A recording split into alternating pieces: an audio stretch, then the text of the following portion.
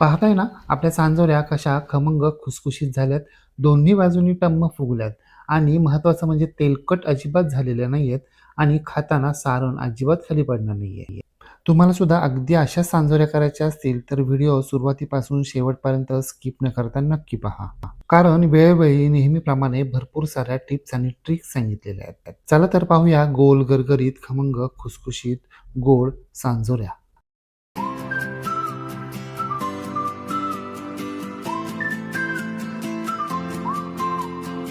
गोड खुसखुशीत सांजोऱ्या करण्यासाठी आपल्याला काय काय साहित्य लागतंय ते आता आपण सविस्तरपणे पाहूया.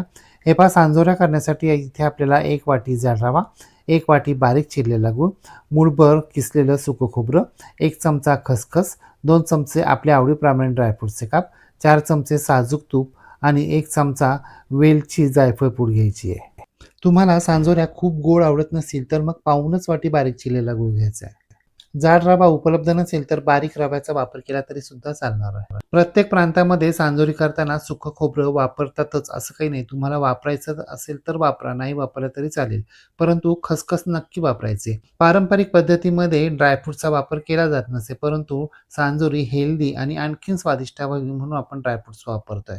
वेलची, जायफळ पूड घेताना जायफळचं प्रमाण जास्त वापरायचंय कारण आपण गुळाचा वापर करतोय. रवा भाजण्यासाठी साजूक तुपाचाच वापर करायचा आहे, तेलाचा नाही. बारीक चिरलेला गूळ एका पातेल्यामध्ये घालायचा आहे आणि या गुळामध्ये आपल्याला पाऊण वाटी पाणी घालायचं आहे आणि हा गूळ आपल्याला या पाण्यामध्ये व्यवस्थित मिक्स करून घ्यायचा आहे. रवा आणि गुळासाठी जी वाटी वापरली ना, त्याच वाटीचा पाण्यासाठी वापर करायचा आहे. जर गूळ अगदी व्यवस्थित बारीक चिरला असेल तर लगेचच पाण्यामध्ये विरघळतो. जवळजवळ 90% गूळ विरघळल्यानंतर आता हे पातेलं आपल्याला गॅसवर ठेवायचं, गॅस चालू करायचे, गॅसची फ्लेम मोठी करायची आणि हे गुळाचं सिरप आपल्याला चमच्याच्या साहाय्यानं एकसारखं हलवत राहायचे.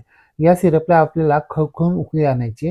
खळखळून उकळी आली की लगेचच आपल्याला गॅस बंद करायचा आहे आणि हे गुळाचं सिरप आपल्याला गाळणीच्या साहाय्यानं एका दुसऱ्या पातेल्यामध्ये गाळून घ्यायचं आहे. म्हणजे गुळाच्या सिरपमध्ये असलेला सगळा कचरा निघून जाईल. आता लगेचच यामध्ये आपल्याला 1 चमचा वेलची जायफळ पूड घालायची, ती व्यवस्थित मिक्स करून घ्यायची आणि हे सिरप आपल्याला थंड होण्यासाठी बाजूला ठेवून द्यायचं आहे. आता गॅसवर एक जाड बुडाची कढई गरम करण्यासाठी ठेवायची. कढई चांगली गरम झाली की यामध्ये आपल्याला सुकं खोबरं घालायचं आहे आणि मध्यम आचेवर हे सुकं खोबरं आपल्याला एकसारखं हलवत राहायचं आहे. खोबऱ्याचा रंग बदलायला सुरुवात झाली की आपल्याला गॅस बंद करायचा आहे. खसखस घालायची आणि ही खसखस आपल्याला या खोबऱ्याबरोबर 2 मिनिटं एकसारखी हलवत राहायची आहे. गॅस बंद असतानाही एवढ्या गरम कढईमध्ये खसखस अगदी व्यवस्थित भाजली जाते. गॅस चालू असताना कधीही खसखस भाजायची नाही, नाहीतर ती करपते आणि मग कडवट लागते. आपला खोबऱ्याचाही रंग बदललाय, खसखसचाही रंग बदललाय. दोन्ही जिन्नस खमंग खरपूस भाजून झालेले आहेत. आता हे दोन्ही जिन्नस आपल्याला एका ताटामध्ये काढून घ्यायचे. आता याच गरम कढईमध्ये आपल्याला 4 चमचे साजूक तूप घालायचे. साजूक तूप वितळलं, गरम झाले की यामध्ये आपल्याला ड्रायफ्रूटचे काप घालायचे आणि हे ड्रायफ्रूटचे काप आपल्याला मध्यम आचेवर रंग बदलेपर्यंत चांगले खमंग खरपूस तळून घ्यायचे. आता जसे ड्रायफ्रूट सगळीकडे अगदी सहजपणे उपलब्ध असतात ना, तसे पूर्वीच्या काही नसत.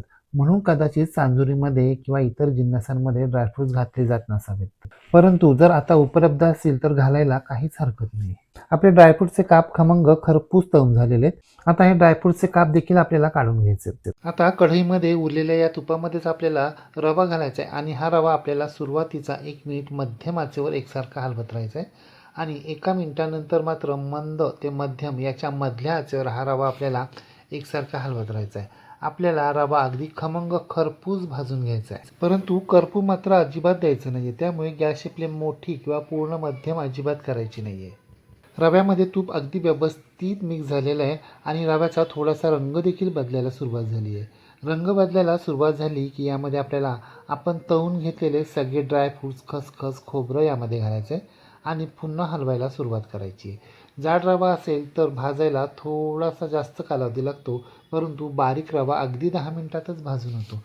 हे पहा, जवळजवळ 15 ते 17 मिनिटानंतर रवा फुलायला लागलेला आहे. रव्याचा पूर्णपणे रंग बदलला आहे आणि घरभर दरवळ देखील पसरतोय. आता यामध्ये आपल्याला हळूहळू गुळाचं सिरप घालायचं आहे आणि हे गुळाचं सिरप आपल्याला या रव्यामध्ये व्यवस्थित मिक्स करून घ्यायचं आहे. लक्षात ठेवा, आपल्याला गुळाचं सिरप एकदम घालायचं नाही आहे, तर हळूहळू घालायचं आहे. आपल्याला हे सांजोरीचं स्टफिंग म्हणजे सारण आहे ना, ते थोडंसं ओलसर हवं आहे म्हणून आपण पाऊण वाटी पाण्याचा वापर केला आहे. परंतु तुम्हाला जर अगदी कोरडं हवं असेल तर मग तुम्ही अर्धी वाटी पाण्याचा वापर करा. परंतु सांजोरीमधलं सारण कोरडं झालं ना तर मग खाताना सांजोरीतून ते खाली पडतं. म्हणून आपण हे सारण थोडं ओलसरच ठेवलंय. आता गॅस बंद करायचा आहे. या सारणावर आपल्याला झाकण ठेवायचे आणि हे सारण आपल्याला रात्रभर किंवा कमीत कमी 12 ते 14 तास असंच मुरण्यासाठी बाजूला ठेवून द्यायचं. 12 ते 14 तासानंतर झाकण काढायचं. हे पहा रव्यानं जवळजवळ गुळाचं सगळं सिरप शोषून घेतलेलं आहे. आता हे रव्याचं सिरप आपल्याला चमच्याच्या साह्यानं सोडून घ्यायचंय आणि एकसारखं करून घ्यायचंय. पाहता ना तुम्ही, पहिल्यापेक्षा आपलं सारण आता कोरडं झालेलं आहे. रंग तर मस्त आलाच आहे, शिवाय घरभर खमंग दरबळही पसरतोय. आता हे सारण आपल्याला एखाद्या डब्यामध्ये काढून घ्यायचंय आणि बाजूला ठेवून द्यायचंय. जर तुम्हाला सांजोऱ्या करायला आत्ता लगेच वेळ नसेल तर हा डबा फ्रीजमध्ये ठेवायचा आहे आणि जेव्हा केव्हा वेळ असेल तेव्हा त्यापासून सांजोऱ्या तयार करायच्या.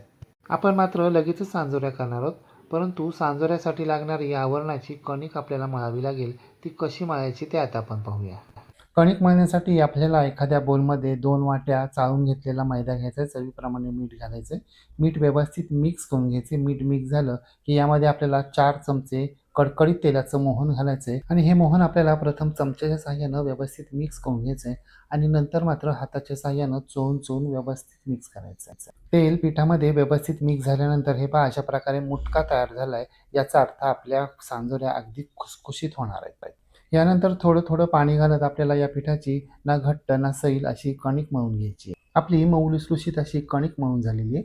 एवढी कणिक मळण्यासाठी मला पाऊण वाटीपेक्षाही कमी पाणी लागेल. आता कणकेला थोडासा तेलाचा हात लावायचा आहे आणि ही कणिक आपल्याला मोडण्यासाठी कमीत कमी 15 मिनिटांसाठी झाकून बाजूला ठेवून द्यायची. 15 मिनिटांनंतर झाकण काढायचं आहे. हे पहा, आपली कणिक अगदी व्यवस्थित मुरली आहे. आता पुन्हा एकदा ही कणिक आपल्याला 15 ते 20 सेकंद मळून घ्यायची आहे. आता आपण पोळी करण्यासाठी जेवढा कणकेचा गोळा घेतो ना तेवढा गोळा घ्यायचा आहे. या गोळ्याचा रोल करायचा आहे आणि मोठ्या सुपाऱ्या एवढे या कणकेचे आपल्याला छोटे छोटे गोळे तयार करायचे आणि ते प्लेन करून घ्यायचे. आता यातला एक गोळा पोळपाटावर ठेवायचा आहे आणि याची आपल्याला पुरी लाटून घ्यायची आहे. आपण रेग्युलर पुऱ्या करतो ना त्यापेक्षा मोठ्या आकाराची पुरी आपल्याला लाटून घ्यायची आणि पुरी आपल्याला जाड लाटायची नाहीये, तर पोळीपेक्षा म्हणजे चपातीपेक्षा सुद्धा पातळ लाटून घ्यायची आहे. अशा आपल्याला एकसारख्या आकाराच्या 2 पुऱ्या लाटून घ्यायच्यात. आता एका पुरीवर आपल्याला 2 चमचे आपण तयार केलेलं सांजोरीचं सारण भरायचंय. सारण मध्यभागीच भरायचंय आणि हातानं थोडंसं पसरून घ्यायचंय, परंतु पसरून घेताना पुऱ्यांच्या कडांना अजिबात जाता कामा नये. नाहीतर मग पुरी कडांना व्यवस्थित चिकटणार नाही आणि नाही चिकटली तर मग सगळं सारण तेलामध्ये पसरेल. पुरीच्या कडांना थोडासा पाण्याचा हात लावून घ्यायचा आहे आणि आता दुसरी पुरी या पुरीवर ठेवायची. दोन्ही पुऱ्यांच्या कडा एकमेकांना जुळवून घ्यायच्यात आणि बोटांच्या साहाय्यानं ही पुरी आपल्याला व्यवस्थित हलक्या हातानं चिकटवून घ्यायची आहे. आता आपल्या सगळ्या सांजोऱ्या एकसारख्याच आकाराच्या याव्यात म्हणून एखादं बर्नीचं डब्याचं झाकण घ्यायचं आहे आणि अशा पद्धतीनं या दोन्ही पुऱ्या आपल्याला कट करून घ्यायच्यात. कडा बाजूला ठेवून द्यायच्यात. दोन्ही पुऱ्या अगदी व्यवस्थित चिकटवून झाल्यात, कट देखील करून झालेल्या आहेत. आपली पहिली न तळलेली सांजोरी तयार झालेली. आता ही सांजोरी आपल्याला एखाद्या सुती कापडावर ठेवायची आणि त्याच कापडानं झाकायची सुद्धा.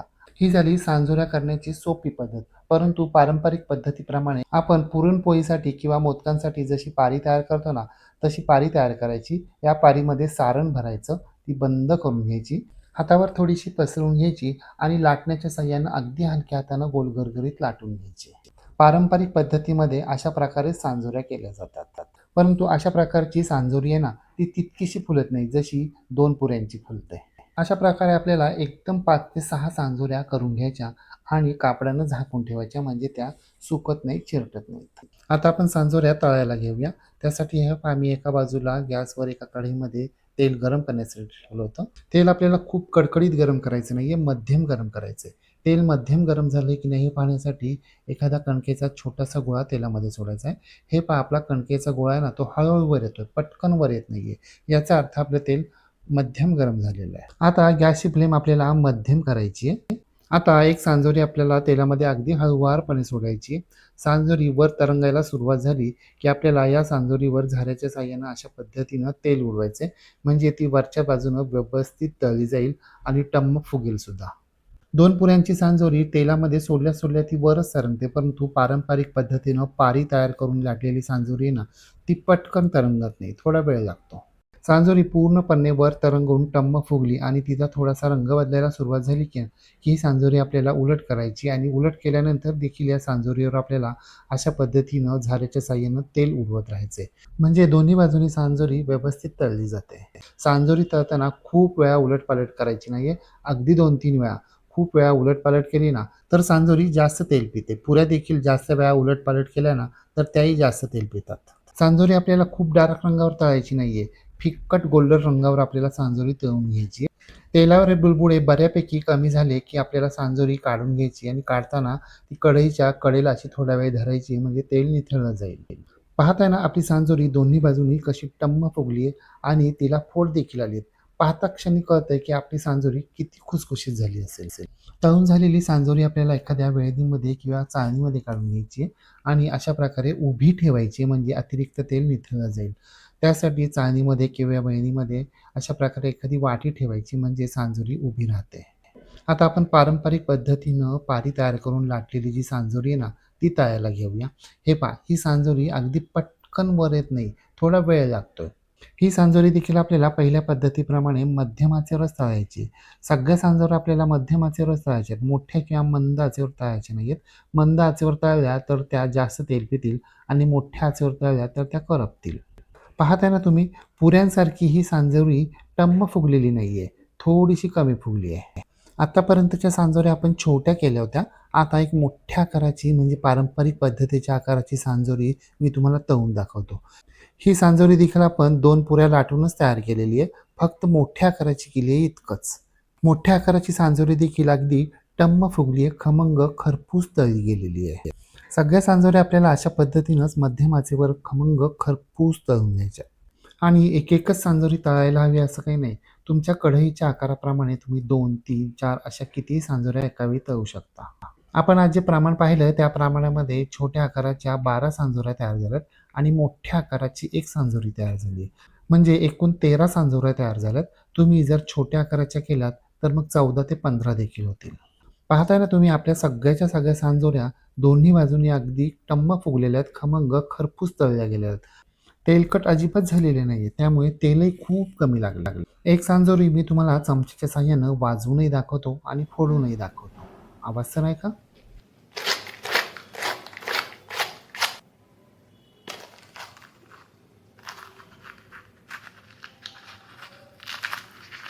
ऐकताय ना आवाज? आपल्या सांजोऱ्या किती कुरकुरीत आणि खुसखुशीत झाल्यात. सारणही भरपूर भरलं गेलंय, शिवाय ते खाताना खाली पडणारही नाहीये.